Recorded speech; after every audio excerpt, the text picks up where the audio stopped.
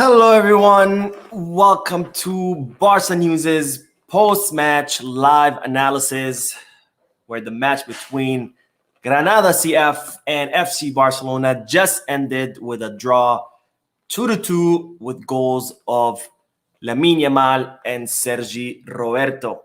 Another awful performance by Barcelona, continuing the streak of bad performances during the season.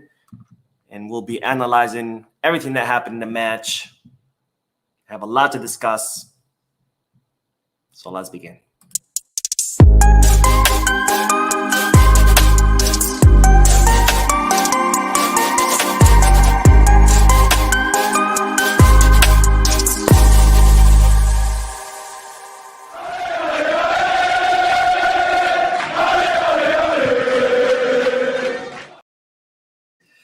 Hello, everyone. Welcome to the channel. My name is Mo, and this is your post-match live analysis, which is scheduled after every Barcelona match ends. Of course, except those during the week, because I do work during the week. So welcome to the live stream. Thank you for joining in. Make sure you hit that like button, subscribe to the channel. And if you are looking to place any sports bets, make sure you hit the bet us. And if you are looking to buy any Barcelona jerseys or merchandise, make sure you hit the kickback. Both links are in the description. Now, let's start by talking about today's match that just ended between Granada and Barcelona, where both teams drew 2-2, and with Barcelona dropped more points. This is the third draw in this La Liga season. The match started with a very early goal, the earliest goal or the fastest goal that Barcelona have conceded this century. I think it took 17 or 19 seconds for Granada to score a goal, which was a total lack of concentration by the team that allowed this goal to happen. And then Granada scored the second goal during the first half as well, also by a mistake by the team. And then eventually Barcelona were able to score their first goal right before the break and then scored the second goal during the second half. And then there was a third goal that was a little bit controversial that was canceled out by VAR, which I will talk a little bit more down the line.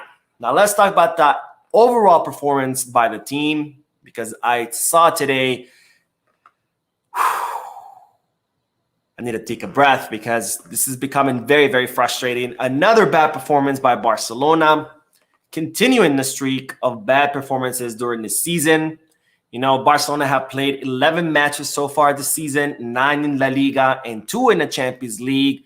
And out of the 11 matches, Barcelona have only had 2 good performances, which were against Real Betis in La Liga and Royal Antwerp in the Champions League. Maybe we could count the performance against Sevilla as a decent, maybe 7 out of 10. So maybe we can say 3 out of 11 matches were good, but the rest were not good, and this is an absolutely unacceptable ratio for Barcelona. A team like Barcelona, who aims to win everything, has to have 80%, maybe 85% of their matches as good ones, because, of course, you can't expect 100% good matches. No team can do that. You know, injuries happen. Sometimes players are tired. Sometimes they lose concentration or focus. You can't expect a team to have 100% of all their matches, you know, good matches, but we need to have at least 80 to 85% of good matches, and that is not the case. You know, instead of playing only 2 out of 11 good matches, it should be the opposite. We should be having 2 bad matches out of 11, but that doesn't seem to be the case with Barcelona, and it's very, very frustrating because when you go so many matches playing pretty awful, it eventually catches up with you. You know, we won against FC Porto by a miracle. We pulled that comeback against Celta Vigo by a miracle. And then that does not keep happening. Your luck will eventually run out when you continue to play bad. Eventually catches up with you. And then things like today happen where you end up drawing, like the match against Mallorca where we also drew, against small teams where we shouldn't be drawing, where we shouldn't be struggling, where we should be winning with ease, but yet Barcelona keeps struggling against these teams. And if we continue on this path, I just don't see Barcelona really winning anything this season. So there needs to be a lot of corrections. And one of them should be the players' attitude, because today I saw a team that was completely devoid of any kind of passion or aggressiveness or whatever you want to call it. Besides Gabi and maybe Joao Felix, the rest of the teams just looked like they were playing a friendly match, completely off their game, like they didn't even care about the result. And it wasn't until the final 10 minutes where the team actually started playing good, or maybe the final 15, and when we saw Barcelona actually impose themselves. But for the rest of the match, they just played without any intensity, and that completely shows in the result. Now, let's start with the chat section. Let's do a few comments, get a discussion going, and then I want to talk about more specifically about the tactics of the team or what's missing.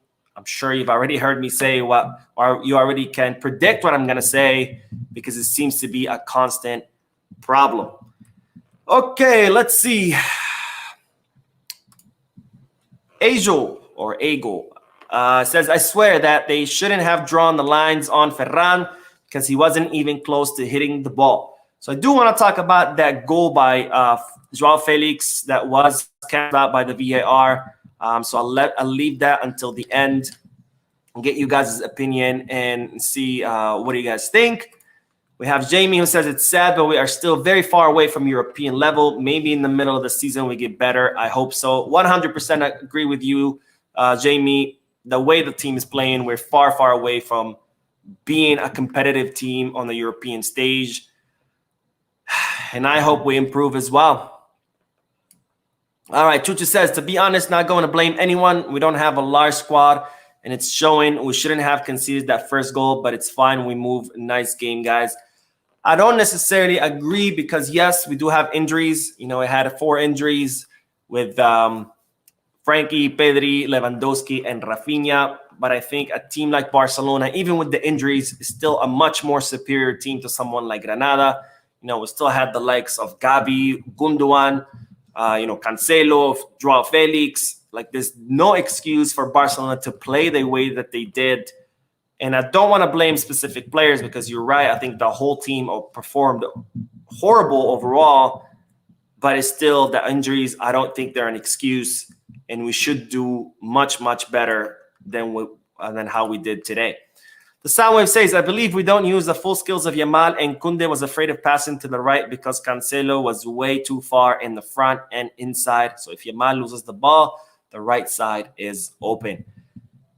Terrible match by Cancelo, but I'll talk a little bit more once I discuss the players. But I do want to look first at the formation, because I think there was a couple, maybe not a couple, maybe a mistake.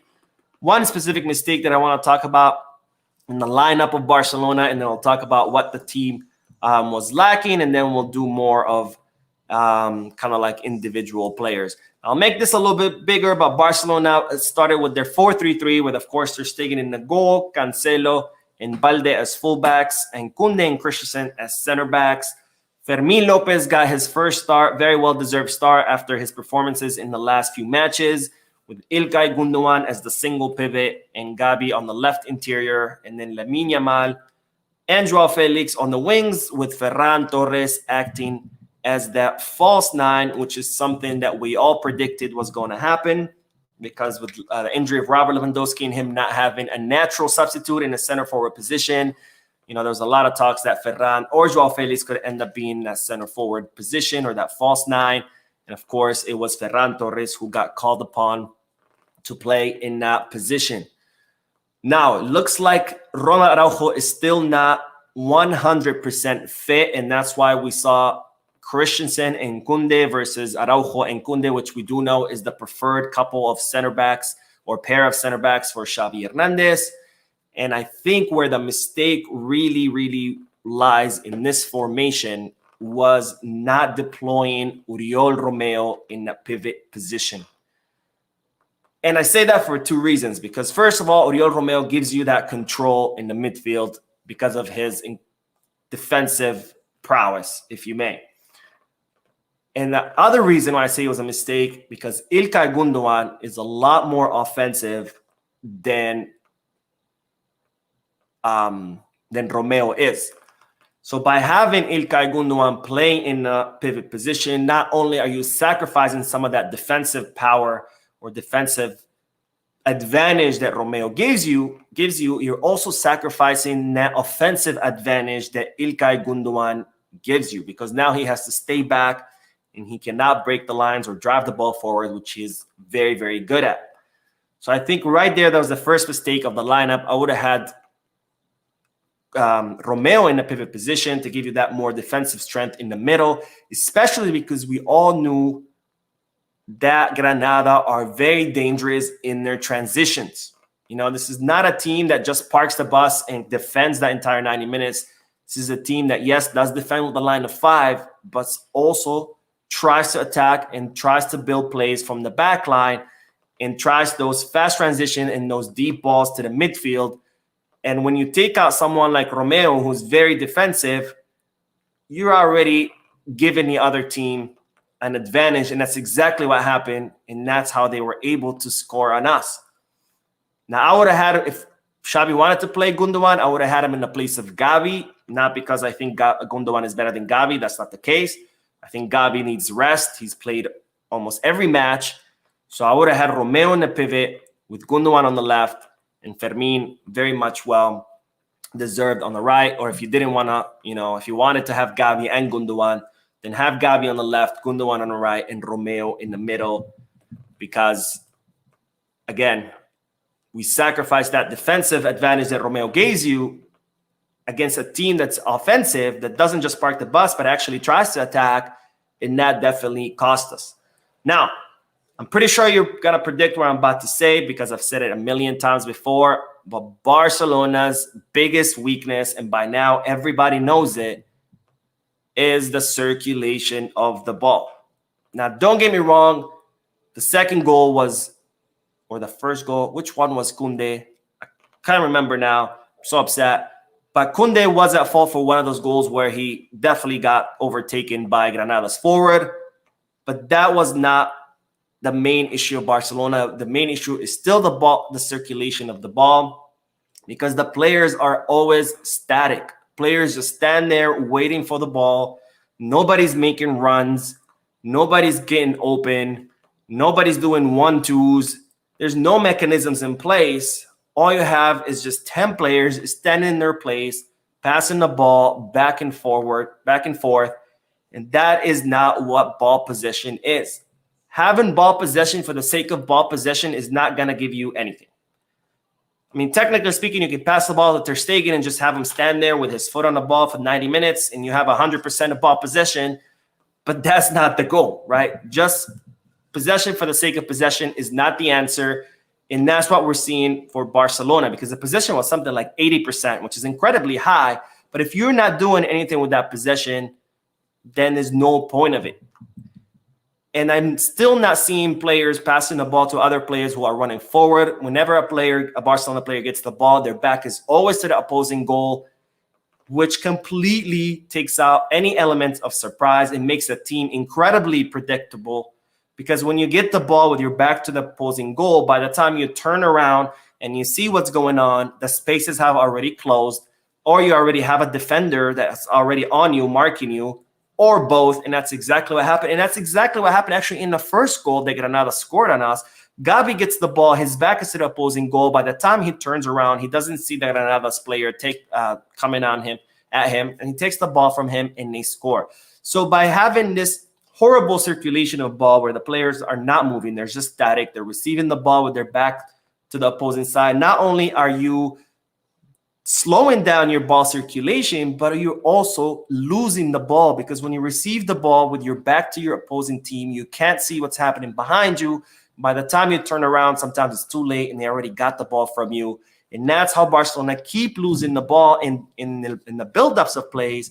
And that's how Barcelona keep getting scored on. So not only are we sacrificing our attack with the slow circulation of ball, but we're also allowing the other team to steal the ball from us and leaving our back completely exposed, because Barcelona still don't know how to move the ball. Anyways, let's get back to the chat section. We'll do a few more comments, and then we will talk about more players. We'll talk about Lamine. We'll talk about Jules Koundé's injury, because we do have an update. in regards to that. And then after that, we will talk about Barcelona's goal that was canceled out by the VAR. All right, the Soundwave says, oh, actually, I had already read your comment, and that's why it was still highlighted. All right, Carlos says, I wonder why we always start slow. It's starting to get very frustrating, and then we really play good when we are behind on the second half instead of playing that way from the beginning. Honestly, I don't know. It's a lack of intensity, lack of concentration by the team always during the first half. I don't know what's going on, but this is something that needs to be definitely looked at. Let's see, what else? Vinay says, robbed. And Malshita says, who do you think will win El Clásico? Look, if we keep playing like this, I don't see us winning much against big teams. But I want to say Real Madrid are also not playing that great either. But the difference between Real Madrid and Barcelona is that even when Real Madrid are playing horrible, they can still finalize matches or finish off games, which is something that Barcelona struggle with a lot. So if we continue playing like this, I think Real Madrid could beat us. But if we could play like we play against Real Betis, like Royal Antwerp, then we could definitely completely destroy Real Madrid. But that's the problem, is that we're only playing like that during very few matches. All right, Blaurana Kule says, we need to really start expecting bottom of the table teams to take this match to us. It's happening all too often now. We get punched in the mouth and never give it back. This is not FCB football. And the problem why these bottom table teams are causing us so much problems is because we have become such a predictable team that anybody can see our weakness, which is our bus circulation. So all these small teams have to do is park the bus, and they know that we're not going to be able to create any spaces or create any chances because we're just going to pass the ball back and forth slowly. And they know that in our slow ball circulation is also going to lead us to a lot of ball losses, which then those teams can take advantage of that. And, in 1, 2, 3 counterattacks, boom, they scored on us. And there we go. We're suffering. So, yeah, they are taking it to us. And the reason is because we have become so predictable with such a slow ball circulation. All right. So let's talk a little bit more about more of individual players' performances. I'm not going to discuss all the players because, like Chuchu said, we can't really blame a single player here or there. I think it was more of a bad performance by the entire team that played without any kind of intensity, and they looked like they were playing without any desire to be there. But I do want to highlight Joao Cancelo because Cancelo did not have a good match, and it's been a while, or I want to say he hasn't had good matches in the last maybe 2, 3, 4 matches that he hasn't been shining that well. I still see a very motivated and aggressive Joao Cancelo, which is good, but he does make a lot of mistakes, and he seems to lose concentration a lot during matches, which is something that Pep Guardiola used to complain a lot about Cancelo. He would say, that he was one of the best fullbacks in the world, but that he loses concentration, and I'm seeing that more and more often, which is not a good sign. But today I was not impressed because he didn't seem to read the match well. Every time he ran through the wing, he would always insist on cutting in when there was already plenty of players in the middle. You would have Gabi, Gundogan, Joao Felix, Ferran. Everybody's in the middle already. And Joao Cancelo, instead of continuing his deep runs to make the field that much wider and open up more space or stretch out Granada's defense, he would instead make cuts into the middle, which all it would do, it would oversaturate the middle, which made it very easy for Granada to win the ball because we had all of our players all in the same space, right next to Granada's players, and they left absolutely no space for anyone to do anything. So Joao Cancelo needs to really improve on that and actually better read the match on when he should make the deep runs versus when he should cut in. Today, it did not work, and he continued to cut in when he should have made deep runs, which only oversaturated the midfield even more. Fermin Lopez, I want to say he had an okay match. Not as good as before. I think he also lacked a little bit of reading the field, but we can't expect much from Fermin. It's his first season with the first team. He's still adapting. He's still figuring out how to play in top division football. So I'm not going to say anything bad about Fermin. I think Ferran Torres was definitely off his game. I'm starting to think Ferran Torres is a great option off the bench, not maybe as a starter, because I was not impressed with his performance today. I think he's really good coming in the last 20, 30 minutes. I think he's a player who can come off the bench and score a goal. Maybe if you're tied, he can come in and score the winning goal, or if you're losing, he can come and level the match. But I'm not sure if Ferran Torres is a player that you can count on for 90 minutes to kind of be your goal scoring player. Great match by Joao Felix, even though he wasn't able to do much, but that wasn't necessarily his fault. The whole team was not on top of their game, but I really liked Joao Felix today. He was constantly, trying to attack, constantly trying to create chances, constantly trying to combine with his teammates. I did like his match today because in the previous matches, I hadn't liked his performance too much. Not that he necessarily played bad, but I don't think he was making much of a difference. I think today he made a little bit more of a difference, but there was so much he could do, given that the whole team was just playing terrible. Now, Lamine Yamal scoring that Barcelona's first goal, has become the youngest player in the history of the Spanish league to score a goal, which is absolutely incredible.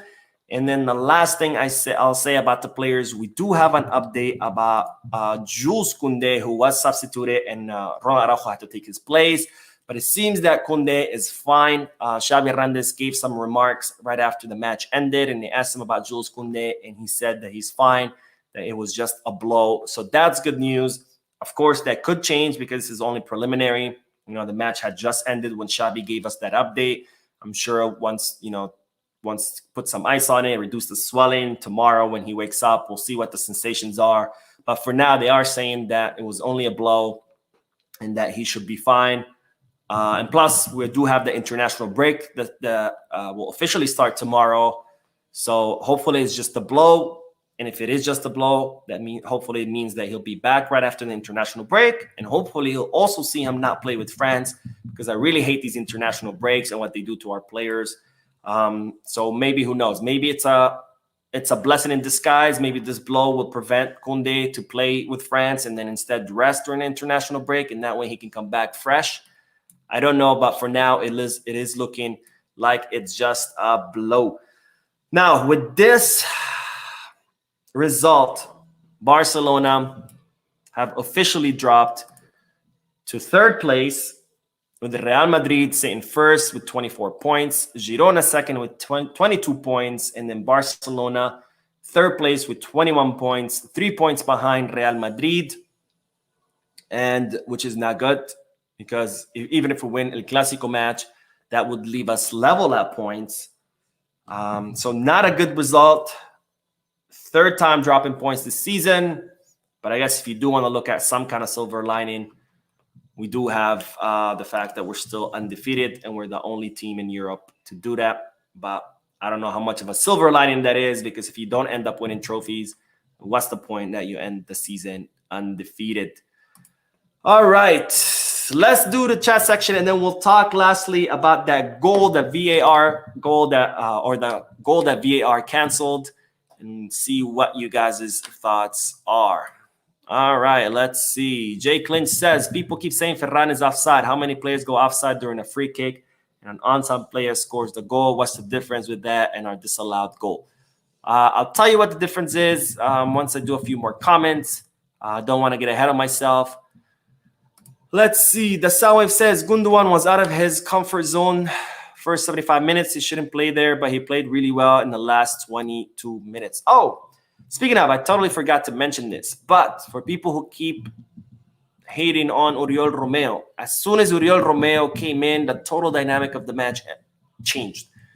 And Barcelona, for the first time in the match, regained control of the midfield, and they were actually looking dangerous.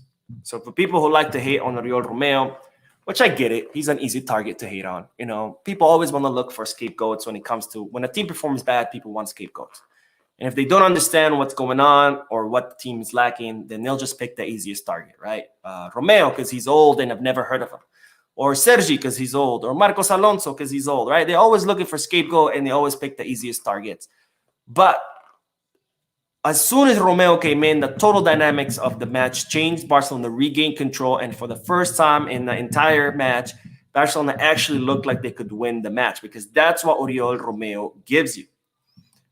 But again, people like to hate on him because they've never heard of him before, even though he came up through the academy, trained there for 12 years. He ended last season top 3 pivots in the entire Spanish league. He had a brilliant season with Girona.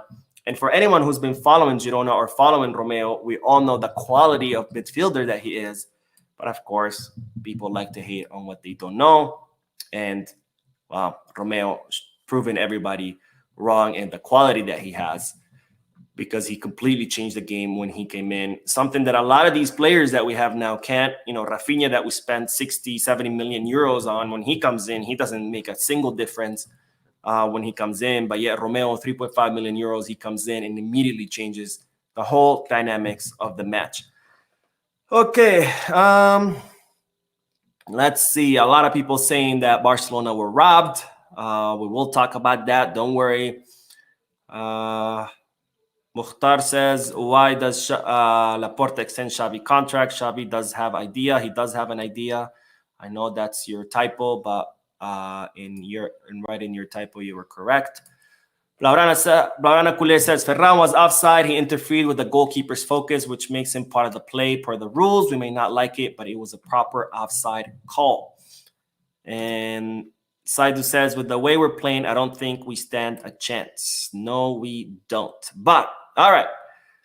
So let's talk about that goal that during the final moments where I think it was Gabi who sends the cross into the box, and then Joao Felix heads it in, and a VAR determines that it was an offside, because even though Joao Felix was onside, Ferran Torres wasn't, and the VAR concludes that Ferran Torres participated in the match, and when you in the play, and when you participate in a play and you're offside, even if you don't touch the ball, the rule is that that's ruled offside. As much as I hate to say this, I think it was a correct call, because Ferran Torres does jump and tries to head the ball, and when by the rules, when you do that, that counts that you participated in the play, because by doing that, you're automatically fooling the goalkeeper, making it seem like, you know, you're going to head it in. So he's going to react to you, and he's going to forget about Joao Felix, and then allowing Joao Felix to score. So the fact that Ferran Torres jumped up and tried to head the ball under the rules, that means you participated in the play. And since Ferran was offside, you cannot participate in the play when you're offside. So it is ruled correctly. Now, we can debate whether it's fair or not. I don't think it's fair, because I think the ball was still going to, you know, with or without Ferran's interference, the ball was still going to Joao Felix. Ferran would have never made it to that ball, and it doesn't affect in anything at the play. But unfortunately, those are the rules. And regardless of how unfair it is, you know, you have to respect the rules. And the answer is not to say that this was a bad call. The answer would be to change the rules, which made this call unfair to begin with. But nonetheless, it is the correct call. But that's my opinion. I don't know what you guys think. I'll read some few more comments to see what you guys think about this goal. But I do have to say one thing, and that is, whether it was the correct or the wrong call, this is what happens when you put yourself in that situation. When you allow the other team to score 2 goals on you in the first half, and then when you cannot generate much as far as offense, this is what happens, where you have to depend on refereeing calls. Because had the referee ruled in our favor, obviously we would have won, we would have been happy, but the problem would have still been the same one, which is that we allowed the opposing team to score and we couldn't generate much.